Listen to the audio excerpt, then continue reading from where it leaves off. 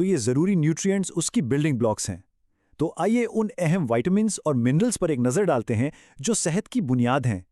इस चार्ट में न्यूट्रिशन के 3 सुपरस्टार्स को हाईलाइट किया गया है। सबसे पहले विटामिन डी, जिसकी रोज़ाना 10,000 से 20,000 IUs लेने की सिफारिश है, इम्यून सिस्टम के लिए लाजमी। फिर है मैग्नीशियम, जो विटामिन डी को अपना काम ठीक से करने में मदद देता है और जिस्म में कैल्शियम को कंट्रोल करता है। और आखिर में पोटेशियम, जिसका टारगेट 4700 मिलीग्राम होना चाहिए, नर्वस सिस्टम को पुरसकून रखने के लिए बहुत ज़रूरी है। यहाँ मल्टीविटामिन्स के बारे में एक अहम बात, जैसा कि इस स्लाइड में दिखाया गया है, सब एक जैसे नहीं होते। बहुत से आम ब्रांड्स सिंथेटिक यानी लैब में बनाए गए इंग्रेडिएंट्स इस्तेमाल करते हैं।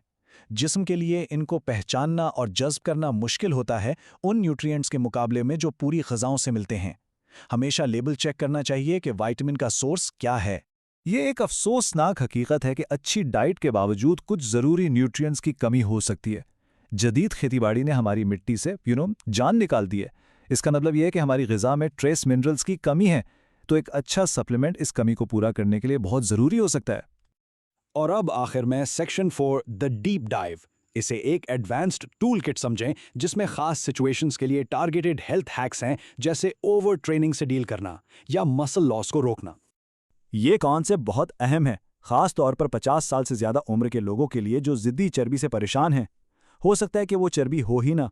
ये उम्र के साथ होने वाला मसल लॉस या एट्रोफी हो सकता है, और इसका इलाज बिल्कुल अलग है, मुसलसल वेट ट्रेनिंग और मैग्नीशियम। हमारे जिस्म को बहुत कुछ सहना पड़ता है। इस स्लाइड में रिकवरी के 2 अहम प्लान्स हैं। एंटीबायोटिक्स लेने के बाद, जो कि गट के अच्छे बैक्टीरिया को ख़त्म कर देती हैं, फोकस इस बात पर होना चाहिए कि सिस्टम को दोबारा आबाद किया जाए। और अगर जिम में ज़्यादा ट्रेनिंग हो जाए तो सबसे ज़रूरी चीज़ और मेहनत करना नहीं बल्कि आराम करना है, ताकि सोजिश से बचा जा सके। तो अगर कभी कार्ब्स ज़्यादा खा लिए जाएं तो क्या हो? घबराने की ज़रूरत नहीं, इसका भी एक रिकवरी प्लान है। चाबी है विटामिन B1। देखें, B1 लेने से कार्ब ओवरलोड से होने वाले नुकसान को ठीक करने में मदद मिलती है, और इससे वो बेचैनी और स्ट्रेस भी कम होता है जो अक्सर इसके बाद होता है। एक बार फिर विटामिन डी की बात करते हैं, लेकिन इस बार खास हाई स्ट्रेस सिचुएशंस के लिए, और वो भी हाई डोज में। सर्जरी से पहले इसकी बड़ी मिकदार लेने से रिजल्ट्स में ज़बरदस्त बेहतरी आ सकती है।